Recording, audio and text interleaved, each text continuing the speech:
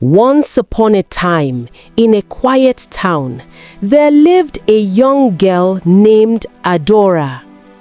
Her life began with sorrow, for her mother abandoned her when she was only 2 months old. Her father, Mr. Johnson, was a wealthy businessman, but always too busy with his company to raise her himself. Though he loved his daughter, work consumed his days. He tried hiring nannies, but none of them showed Adora the love of a true mother. In desperation, Mr. Johnson called his younger sister, Mirabel. Gentle, kind, and full of compassion, Mirabel took Adora into her arms and cared for her like her own child. She fed her, bathed her, and whispered love into her little heart. For a time, Adora's world felt safe. But life has a way of changing. Mr. Johnson remarried. His new wife, Mrs. Clara, at first appeared sweet and loving. She welcomed Adora warmly until she gave birth to her own daughter, Vanessa. From that day, Clara's heart changed. She pampered Vanessa endlessly while secretly making Adora's life difficult. She scolded her, overworked her, and treated her like a servant. Yet, whenever Mr. Johnson was around, Clara pretended to be caring, and Adora, humble as ever, never complained. She simply endured in silence, believing that one day God would reward her patience.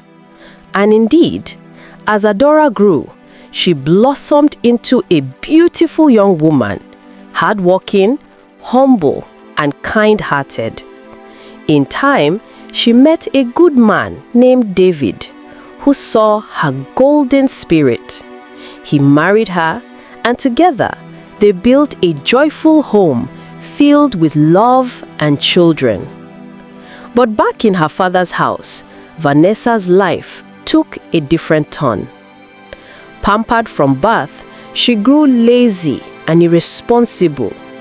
When she married a man named Richard, she thought her life would be easy. But soon, her true character showed.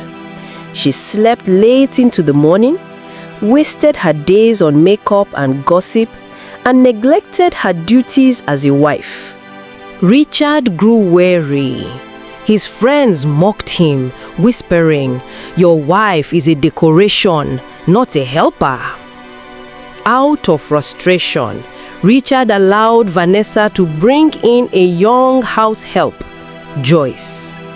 Unlike Vanessa, Joyce was hardworking, humble, and caring. Slowly, Richard began to notice Joyce more than his own wife. And then, tragedy struck. Joyce became pregnant with Richard's child. When Vanessa discovered the truth, she exploded in rage. "How dare you?" she screamed. "How could you betray me with a common house help?" But Richard roared back, his anger boiling over. "Enough! You call her a common house help? This girl is more useful than you.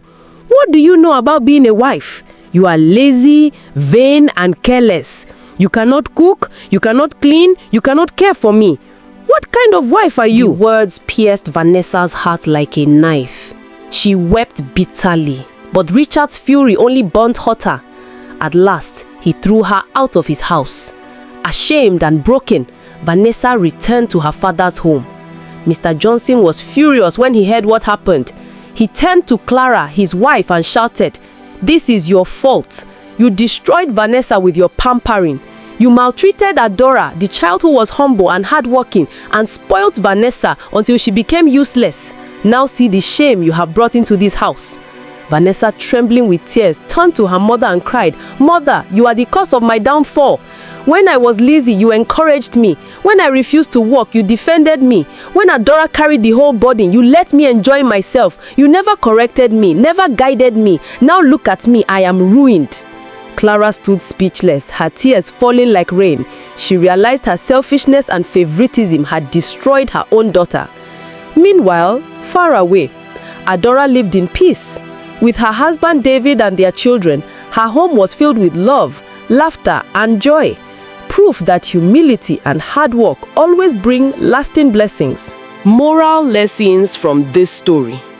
Parents, do not overpamper your children or you will destroy their future. Hard work and humility bring blessings, even when others mistreat you. Marriage is not built on beauty or laziness. It takes wisdom, sacrifice, and responsibility. Favoritism in families breeds destruction.